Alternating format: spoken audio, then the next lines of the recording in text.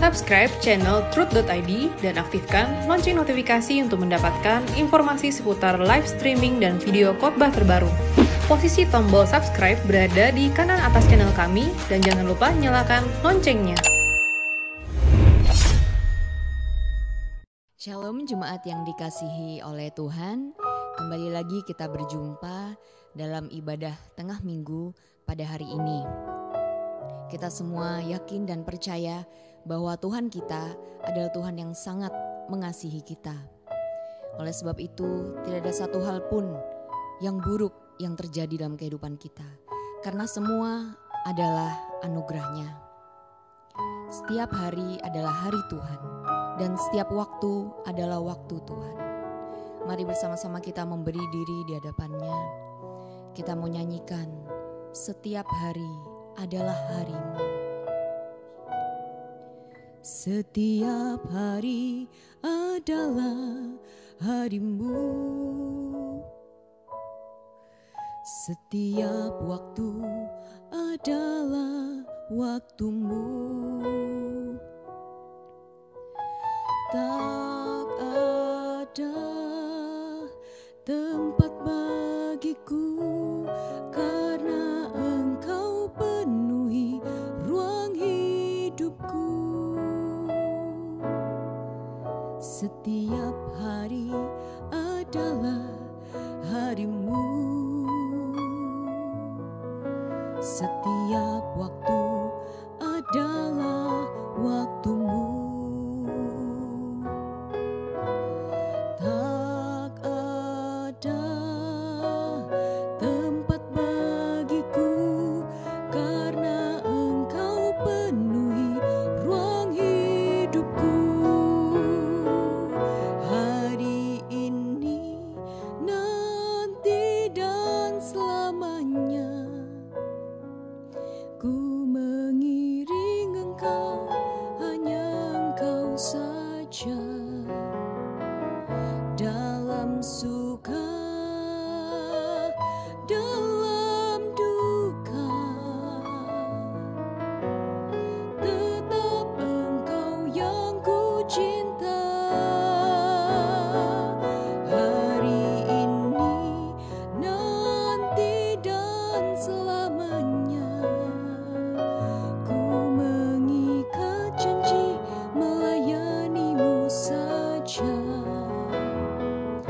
Walau sukar, walau berat, tetaplah Engkau yang ku cinta. Mari saya undang setiap kita untuk dengan lebih sungguh lagi kita menyatakan kepada Tuhan iman percaya kita. Setiap hari adalah harimu. Setiap hari adalah harimu. Setiap waktu adalah waktumu. Tak ada tempat bagiku karena Engkau penuhi ruang hidupku. Mulai hari ini, nanti dan selamanya ku memilih Engkau, hanya Engkau saja.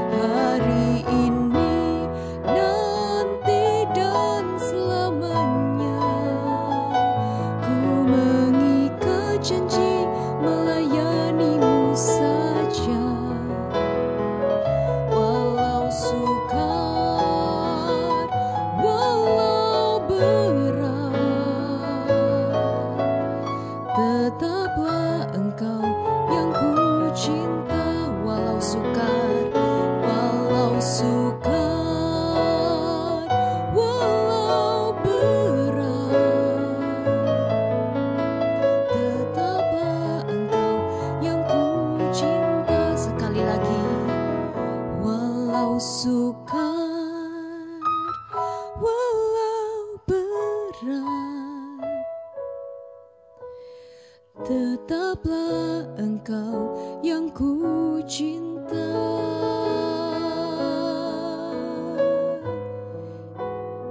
Inilah janji kami di hadapan-Mu untuk terus mencintai Engkau, apapun keadaan yang kami lalui. Jiwa kami mau memuji keagungan pribadi-Mu. Inilah pujian kami ya Tuhan. Kami kagum akan diri-Mu. Mari bersama-sama jemaat Tuhan kita nyanyikan. Jiwaku memuji, jiwaku memuji keagungan pribadi-Mu Tuhan. Ku kagum akan hikmat-Mu, sempurna kebijaksanaan-Mu. Selalu ku puji dan ku puja, ku sembah Rajaku. Sangat ku cinta Kau Tuhan, selamanya ku cinta Kau Tuhan.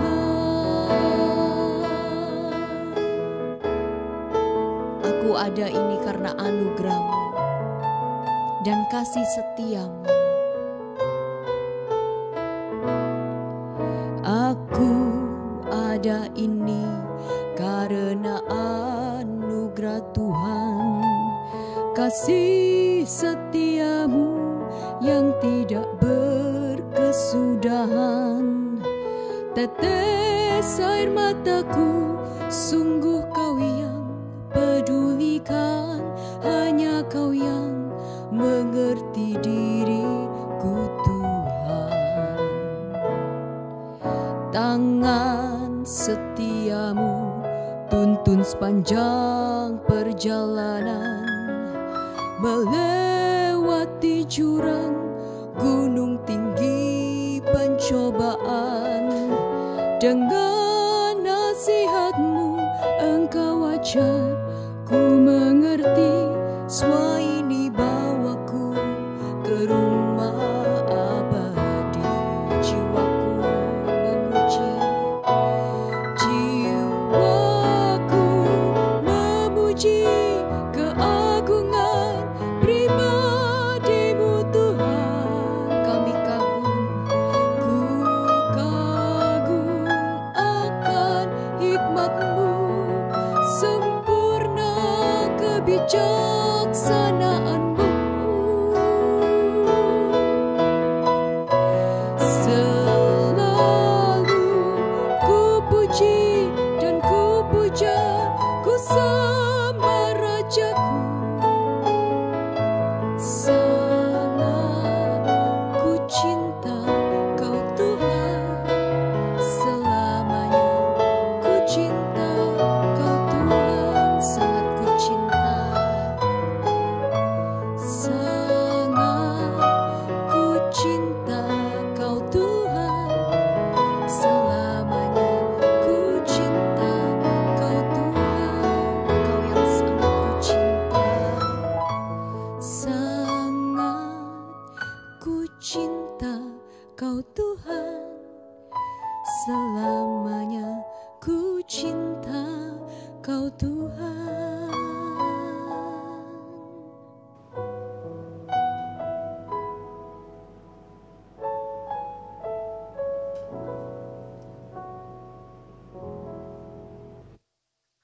Bapak Ibu, sebelum kita mendengarkan firman Tuhan, mari kita berdoa. Bapa di surga, kami mengucap syukur buat kesempatan hari ini kami kembali boleh ada di dalam ibadah tengah minggu, dan sebentar kami mau mendengarkan firman-Mu Tuhan. Roh Kudus, tolong kami untuk mengerti kebenaran firman Tuhan dan mampukan kami menjadi para pelaku kebenaran. Di dalam nama Yesus kami berdoa. Haleluya. Amin. Bapak Ibu Saudara yang kasih dalam Tuhan, pada kesempatan ini saya ingin mengajak kita semua untuk belajar dari sebuah kisah di mana Yesus menyembuhkan 10 orang kusta yang dicatat di dalam Injil Lukas pasal yang ke-17, mulai dari ayat yang ke-11 sampai ayat yang ke-19. Kisah ini adalah sebuah kisah yang tidak asing dan kita pun dapat dengan mudah sebenarnya mengetahui isi ceritanya. Ada 10 orang kusta yang disembuhkan oleh Yesus, tetapi hanya satu yang kembali kepada Yesus. Dan seringkali cerita ini sekilas hanya berbicara tentang kisah penyembuhan yang dilakukan oleh Yesus. Kisah di mana Yesus melakukan mujizat yang luar biasa. Hari ini saya ingin mengajak kita untuk melihat cerita ini bukan sekedar melihat kuasa Yesus yang sanggup menyembuhkan 10 orang kusta. Tetapi saya ingin mengajak kita untuk melihat cerita ini dari bingkai anugerah Allah. Ternyata kisah ini memberikan kepada kita satu gambaran yang luar biasa mengenai apa itu anugerah Allah dan mengapa kita perlu meresponinya. Mari kita memulainya dengan melihat bagian-bagian yang akan kita pelajari. Pertama kita memulainya dari ayat yang ke-11 sampai ayat yang ke-13 terlebih dahulu. Lukas pasal 17 ayat yang ke-11 sampai ayat yang ke-13. Dalam perjalanannya ke Yerusalem, Yesus menyusur perbatasan Samaria dan Galilea. Ketika ia memasuki satu desa, datanglah 10 orang kusta menemui dia. Mereka tinggal berdiri agak jauh dan berteriak, "Yesus Guru, kasihanilah kami." Bapak Ibu saudara-saudara yang kasih dalam Tuhan, dalam cerita ini kita melihat ada 10 orang kusta datang menemui Yesus dan berdiri agak jauh. Lalu mereka berteriak, "Yesus Guru, kasihanilah kami."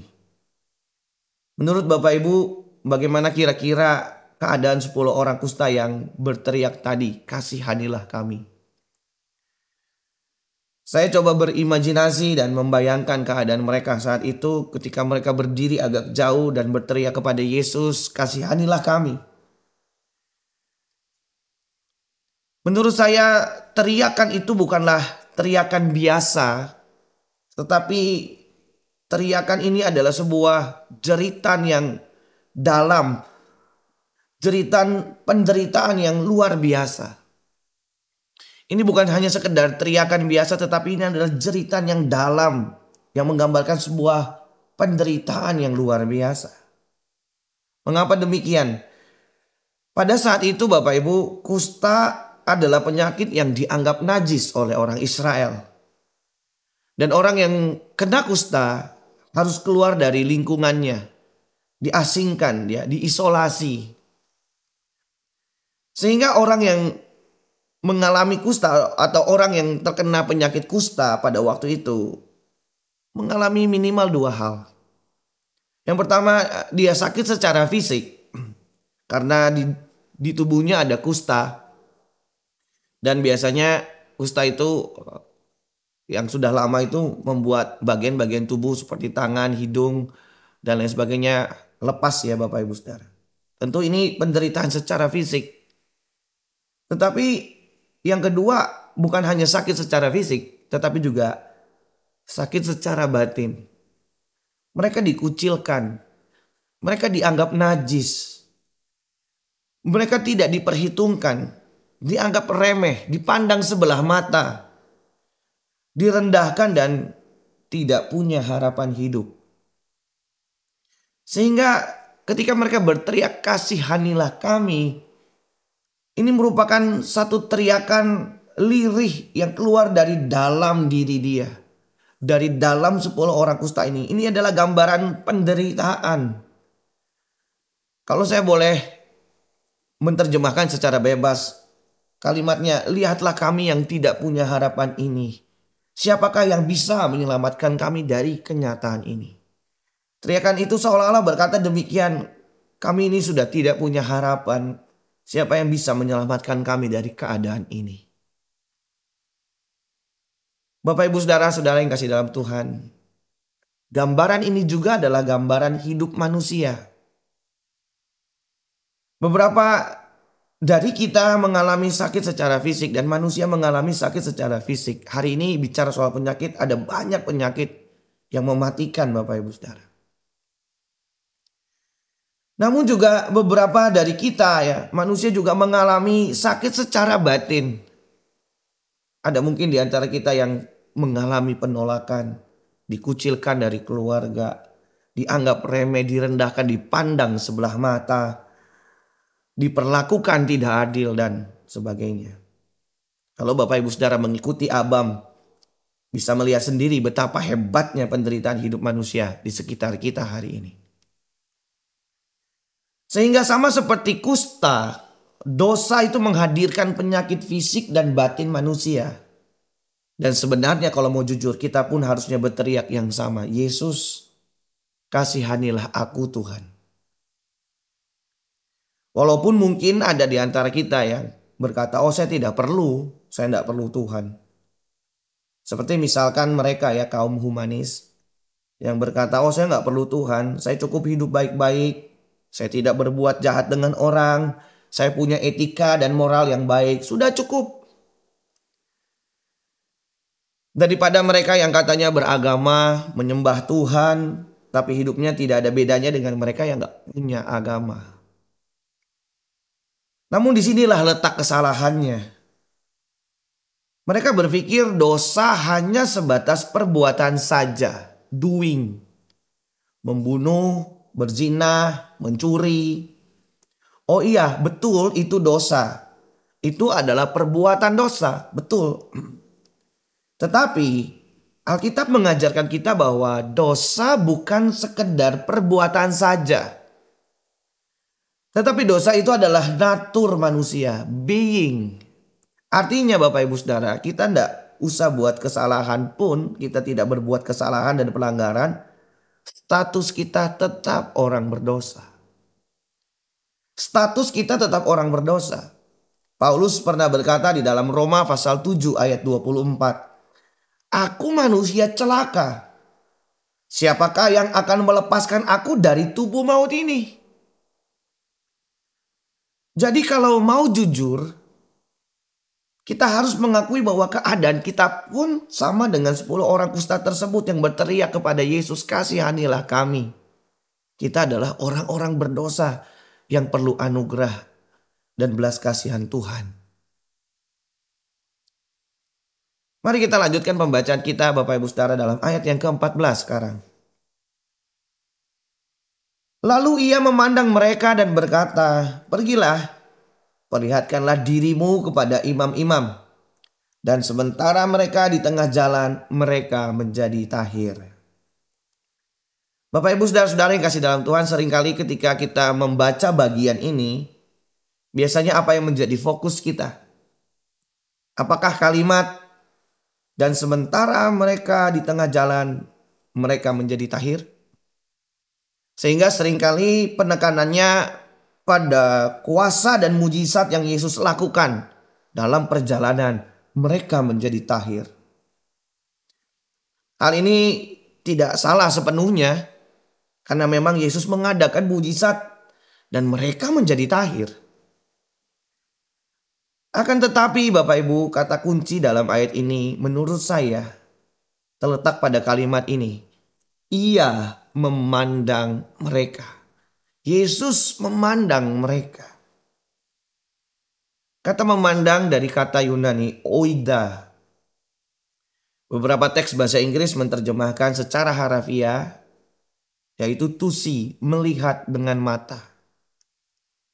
Tetapi kata ini dalam sebuah kamus Yunani yang saya gunakan adalah their. Mengartikan kalimat ini atau kata oida tadi dengan to ascertain what must be done about it. Memastikan apa yang harus diperbuat. Atau to experience any state or condition. Mengalami kondisi atau dan situasi yang sedang terjadi. Jadi Yesus bukan sekedar melihat mereka dengan mata saja. Tetapi Yesus melihat mereka dengan rasa yang dalam. Melihat dengan memahami kondisi orang kusta tersebut, melihat untuk melakukan sesuatu, tergerak untuk menolong dan melakukan sesuatu untuk mereka. Melihat dengan rasa empati. Jadi cerita ini harus kita melihat dari kacamata tersebut. Yesus Kristus itu iba, berbelas kasihan, berempati dengan keadaan mereka. Inilah anugerah Allah. Dan dari sini Bapak Ibu Saudara kita bisa memahami bahwa yang menjadikan mereka tahir, yang membuat mereka sembuh adalah karena Allah berbelas kasihan. Karena Allah iba. Karena ada anugerah Allah semata di dalam kehidupan kita. Yang membuat mereka tahir adalah belas kasihan. Bapak Ibu Saudara yang kasih dalam Tuhan, hari ini apa yang menjamin kesembuhan fisik kita, bahkan batin kita?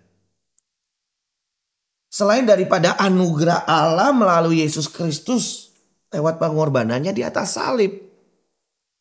Kita harus menyadari bahwa kita ada saat ini pada posisi kita sekarang karena anugerah Allah. Bukan karena kepintaran kita, bukan karena uang dan harta yang kita miliki, kedudukan yang kita punya, koneksi, relasi yang kita miliki. Bukan, kita ada karena anugerah Allah. Akan tetapi banyak orang sombong dan menunjukkan sikap mereka ya, lewat sikap mereka bahwa mereka nggak perlu Tuhan. Kita lanjutkan pembacaan kita dan melihat bagian ini Bapak Ibu Saudara. Mulai dari ayat 15 dan ayat yang ke-18. Seorang dari mereka ketika melihat bahwa ia telah sembuh, kembali sambil memuliakan Allah dengan suara nyaring. Lalu tersungkur di depan kaki Yesus dan mengucap syukur kepadanya. Orang itu adalah seorang Samaria. Lalu Yesus berkata, bukankah ke-10 orang tadi semuanya telah menjadi tahir? Di manakah yang 9 orang itu? Tidak adakah di antara mereka yang kembali untuk memuliakan Allah selain daripada orang asing ini? Bapak Ibu Saudara yang kasih dalam Tuhan, bagian ini jelas berbicara bahwa ketika mereka sembuh, hanya 1 orang yang kembali kepada Yesus, sujud mengucap syukur kepada Allah. Dan Yesus bertanya, kemana yang 9 orang tadi?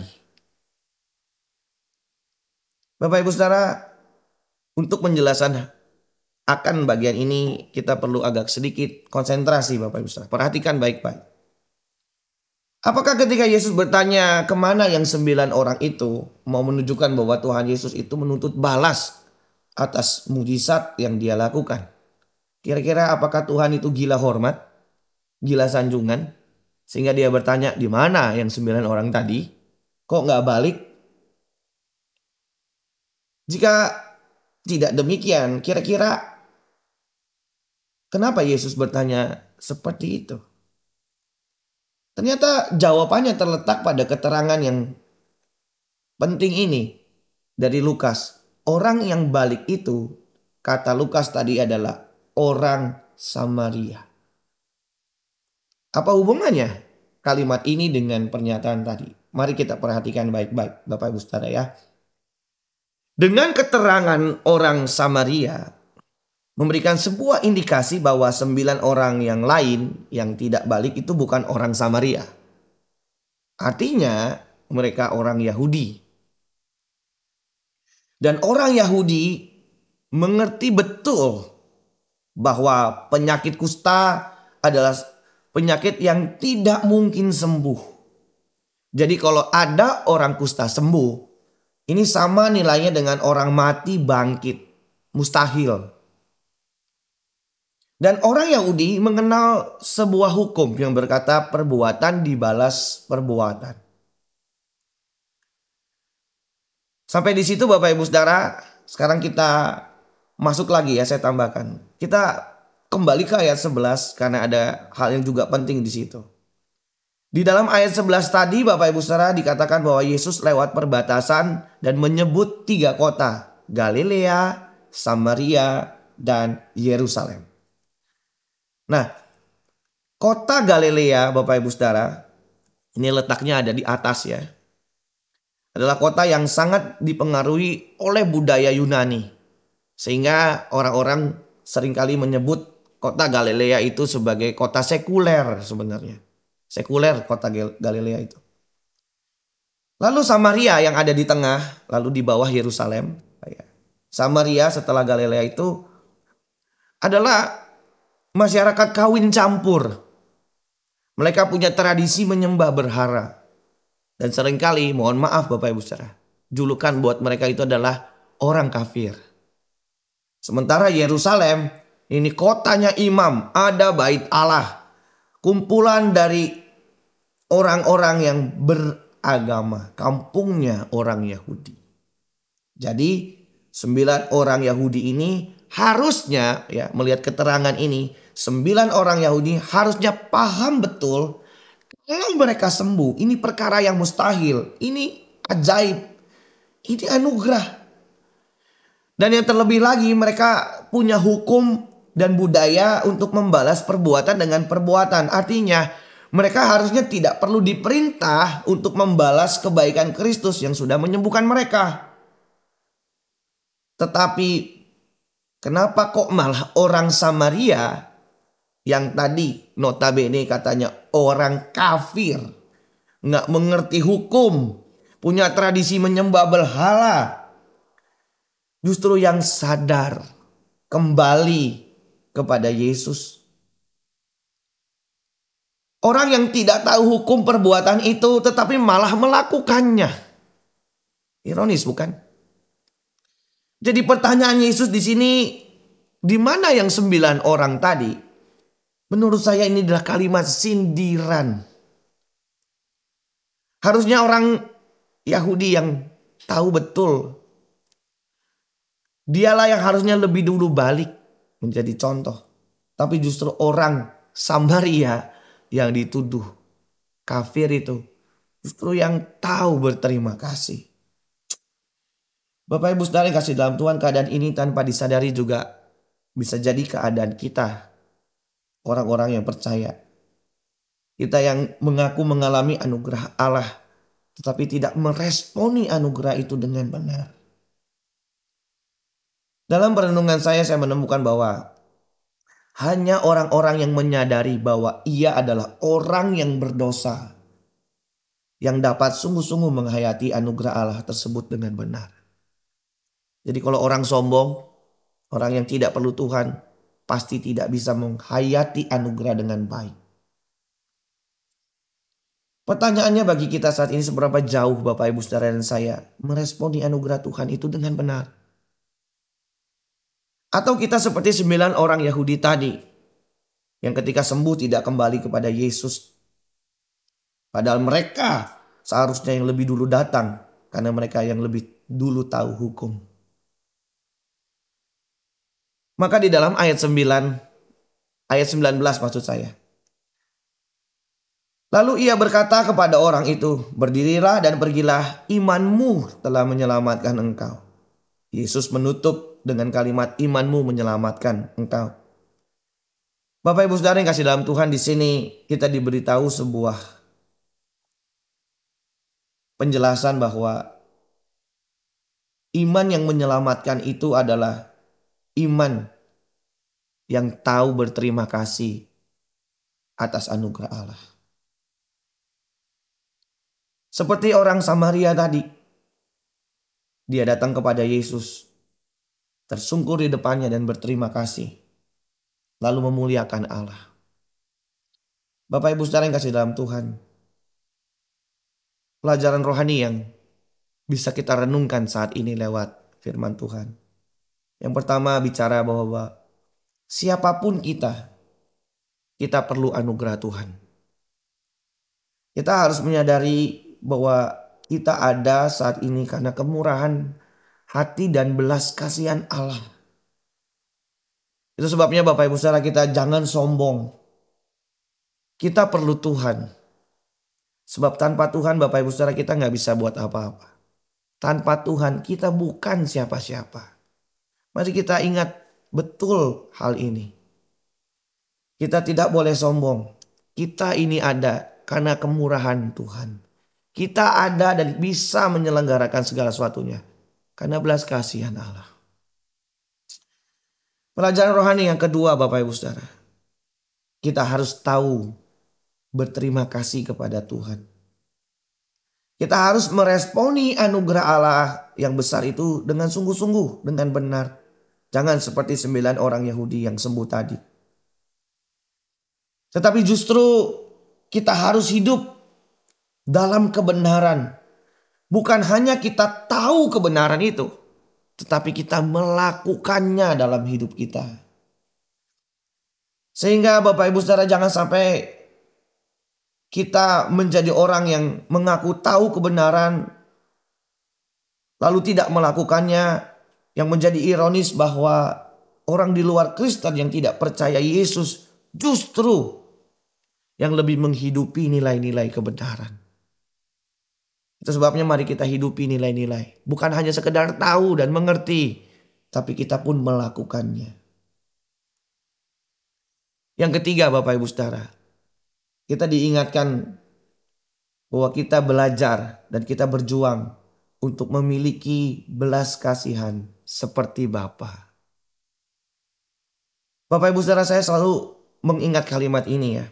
Orang yang sungguh-sungguh mengenakan kebenaran di dalam hidupnya, dia pasti punya belas kasihan terhadap orang lain.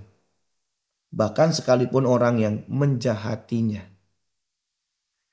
Bapak Ibu Saudara yang kasih dalam Tuhan, salah satu ciri orang yang mengenakan kebenaran dalam hidupnya, dia punya belas kasihan. Dia bisa melihat orang lain dan berbelas kasihan, bahkan kepada mereka yang menjahati. Saya tahu ini bukanlah perkara yang mudah, tetapi kita mau berjuang bersama melakukannya Bapak Ibu Saudara. Saya percaya lewat kekuatan dari Roh Kudus, Roh Kudus pasti memberikan kepada kita, Bapak Ibu dan saya, kekuatan dan kemampuan untuk melakukan kebenaran-kebenaran ini. Mari kita berjuang bersama Bapak Ibu Saudara. Membalas kebaikan Allah, anugerah Allah. Mari kita berjuang bersama untuk memiliki belas kasihan. Amin buat firman Tuhan. Mari kita berdoa. Bapa di surga, kami mengucap syukur buat firman-Mu yang kembali mengingatkan kami. Tuhan, kami sadar betul keberadaan kami. Kami ada karena anugerah Tuhan. Kami sadar tanpa Tuhan kami tidak bisa berbuat apa-apa. Kami bukan siapa-siapa. Kami perlu Engkau. Kami perlu belas kasihan dan kemurahan hati-Mu untuk dapat terus membawa kami kepada kehidupan. Ajar kami untuk membalas kebaikan Tuhan. Meresponi anugerah-Mu yang besar dalam hidup kami. Dengan menghidupi kebenaran-kebenaran-Mu. Tolong kami untuk hidup suci, hidup saleh. Melakukan apa yang Engkau ingin kami lakukan. Memiliki kerinduan untuk selalu menyenangkan hati Tuhan. Dan ajar kami untuk memiliki belas kasihan seperti-Mu Tuhan.